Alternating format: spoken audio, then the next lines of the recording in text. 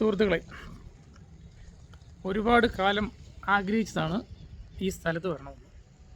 ഈ സ്ഥലത്തിൻ്റെ പ്രത്യേകത, ഇത് ഝാൻസി റാണിയുടെ കോട്ടയാണ്. നമുക്കറിയാലോ, ഇന്ത്യൻ സ്വാതന്ത്ര്യ സമരത്തിലെ അതിസാഹസികമായ ഒരു അധ്യായത്തിന് നേതൃത്വം കൊടുത്ത വനിതാ രത്നമാണ് ഝാൻസി റാണി.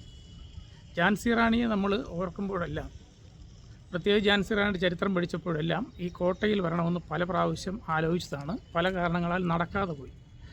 അത്രത്തോളം ചരിത്രം സ്പന്ദിക്കുന്ന ഒരു കോട്ടയാണ്. ആ കോട്ടയിൽ ഞാനിപ്പോൾ നിൽക്കുകയാണ്. ഞാൻ ആ കോട്ടയുടെ ചില ഭാഗങ്ങൾ നിങ്ങൾ കാണിച്ചു തരാം. അത് കഴിഞ്ഞ് വേറെ കാണിച്ചു തരാം.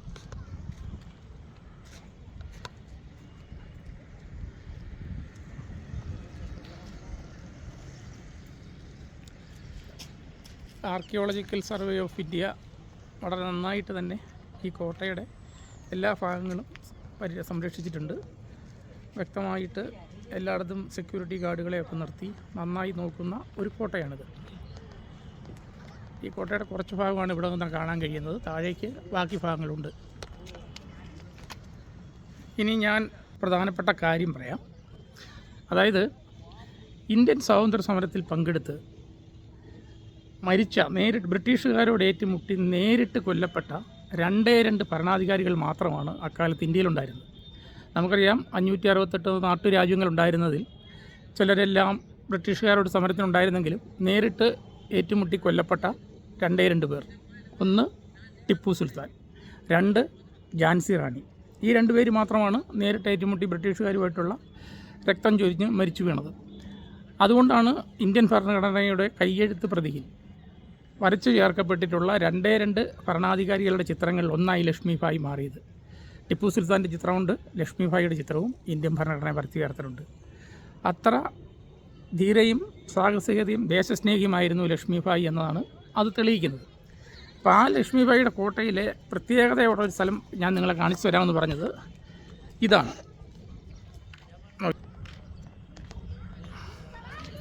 ലക്ഷ്മിഭായിയുടെ ജമ്പിങ് പോയിൻ്റ് എന്ന് പറഞ്ഞ് ഇത് കൊടുത്തിരിക്കുന്നു. ഇതുണ്ട്, ഇതാണ് ആ സ്ഥലം.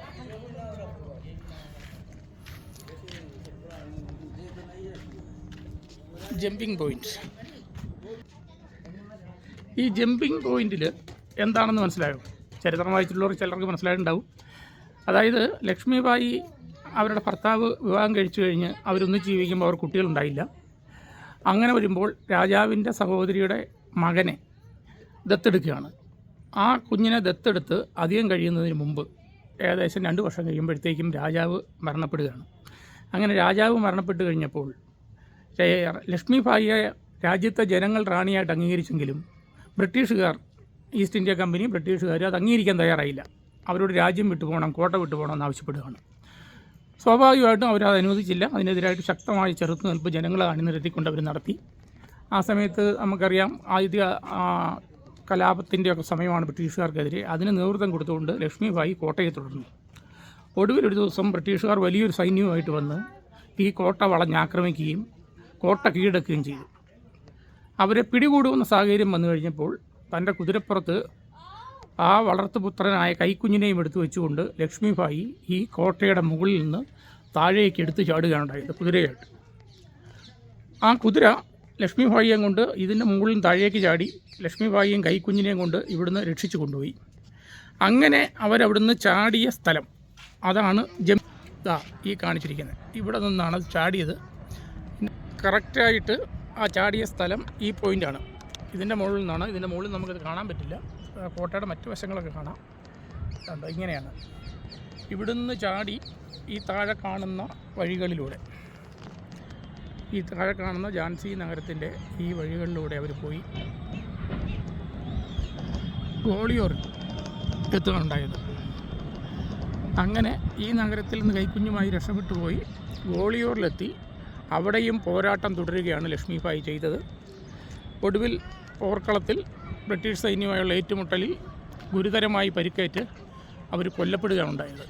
അങ്ങനെ ലക്ഷ്മിഭായി എന്ന അതിധീരയായ ദേശാഭിമാനിയുടെ ചരിത്രം തുടിക്കുന്ന ഒരു കോട്ടയാണിത്. അവിടെ വന്ന് നിന്നപ്പോൾ ഈ കാര്യം നിങ്ങളെ കൂടി കാണിക്കാൻ വേണ്ടിയാണ് ഈ വീഡിയോ ഞാൻ എടുത്തത്.